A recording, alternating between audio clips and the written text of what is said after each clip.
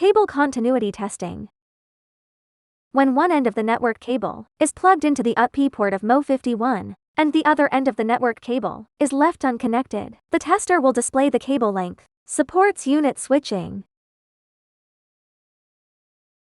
Connect the other end of the cable to the remote unit. To check cable continuity, identify cable open, short cross. You can see the cable type, 1000 Mbps or 100 Mbps, test pass or test fail, remote unit number on the screen. Supports test report creation.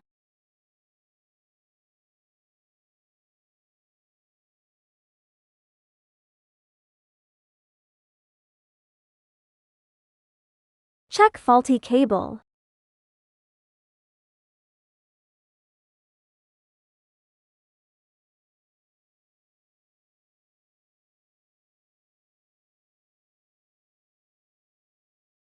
Pin 2 of the RJ45 connector on the remote unit is faulty, pin 8 of the RJ45 connector on the tester is faulty.